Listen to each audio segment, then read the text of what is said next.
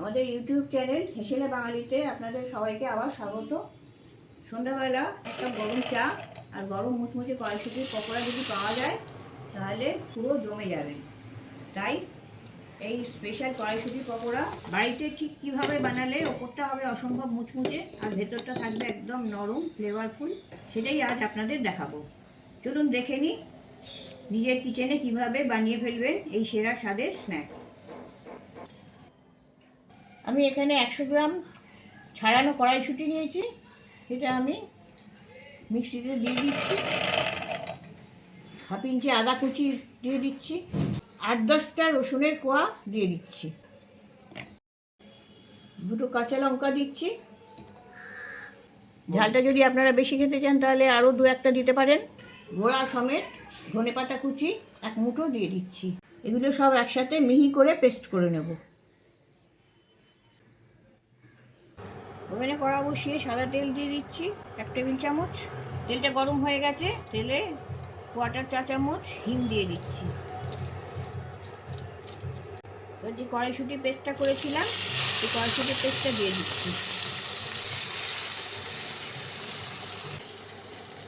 মিশিয়ে নিলাম হিংটা। এখানে কিছু মশলা আছে। এখানে 1 টেবিল চামচ ধনে গুঁড়ো, 1 চা চামচ জিরে গুঁড়ো, 1/4 চা চামচ ঝাল লঙ্কার গুঁড়ো। আপনারা ঝালটা বুঝে দেবেন, কেননা কড়াইশুঁটি পেস্টে কাঁচা লঙ্কা দেওয়া আছে। 1 চা চামচ চাট মশলা, 1/4 চা চামচ গরম মশলার গুঁড়ো। এগুলো আমি কড়াইশুঁটি পেস্টে দিয়ে দিচ্ছি। এর সাথে মিশিয়ে নিচ্ছি। 2 মিনিট আমি এটা নাড়াচাড়া করে নিয়েছি তেলে। এবার আমি এর সাথে দিচ্ছি 1/2 কাপ সুজি। এটা 50 গ্রাম মতন সুজি আছে। আর এর সাথে দিচ্ছি 1 কাপ জল। যতটা সুজি তার ডবল জল দিয়ে আমি এই সুজিটা এর সাথে এবার সেদ্ধ করে নেব। যতক্ষণ না জলটা এর সাথে শুকিয়ে যায় আর তেল ছাড়ে ততক্ষণ এটা ভেজে নিতে হবে। এটা অনবরত নাড়তে থাকবেন, তা না হলে এটা তলায় আটকে যেতে পারে। আমার নুনটা দেওয়া হয়নি, আমি স্বাদ মতো নুনটা দিয়ে নিচ্ছি। জলটা অনেকটা শুকিয়ে এসছে। এই নুনটা মিশিয়ে আর একটু নাড়াচাড়া করে নেবো তেলেতে। আমি যখন মশলাগুলো দিলাম তখনই আপনারা নুনটা দিয়ে নেবেন। আমার নুনটা দিতে ভুল হয়ে গেছে। সুজিটা খুব ভালোভাবে মিশে গেছে, জলটাও শুকিয়ে গেছে, তেলটা ছাড়ছে। এই অবস্থায় আমি এবার এটাকে নামিয়ে নেব, নামিয়ে ঠান্ডা করতে দেবো। মিডিয়াম সাইজের আলু ম্যাশ করে নিয়েছি, এতে একটু নুন দিয়ে দিচ্ছি। নুন দিয়ে এটা আবার আলাদা করে মেখে নিলাম। কড়াইশুঁটি পেস্টটা ঠান্ডা হয়ে গেছে, এটা তুলে এই আলুর সাথে মিশিয়ে নিচ্ছি। আলুটা মেশালে ভেতরটা সফট হবে। মটরশুঁটি পেস্টের সঙ্গে আলুটা মিশিয়ে নিয়েছি। এটা এবার বাইন্ডিংয়ের জন্যে আমি 1 টেবিল চামচ ময়দা দিয়ে এটাকে ভালো করে এরপর মেখে নেব।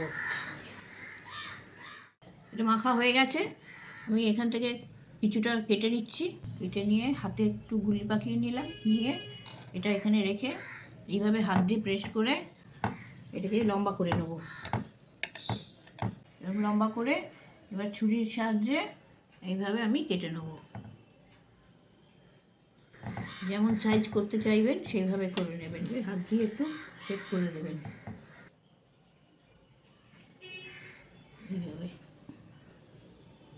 এইভাবে বাকিগুলো করে নিচ্ছি। এগুলো ভাজার জন্য ওভেনে কড়া বসিয়ে তেল দিয়ে দিয়েছি ভাজার মতন। ডিপ ফ্রাই করতে হবে। আপনারা সর্ষের তেল, সাদা তেল, যে কোনো তেল ব্যবহার করতে পারেন। এটা হাই ফ্লেমে এটা গরম করা আছে। গরম তেলেই এটা একটা করে ছেড়ে দেবেন।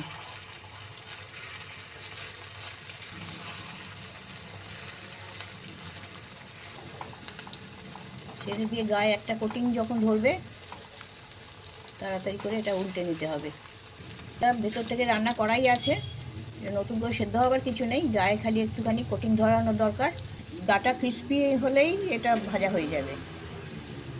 এটা লাল হয়ে এসছে, এবার ওভেনের আঁচটা আমি কমিয়ে দিচ্ছি। কমিয়ে দিয়ে 1 মিনিট একটু ভেজে নেব, ভেজে নিয়ে তুলে নেব।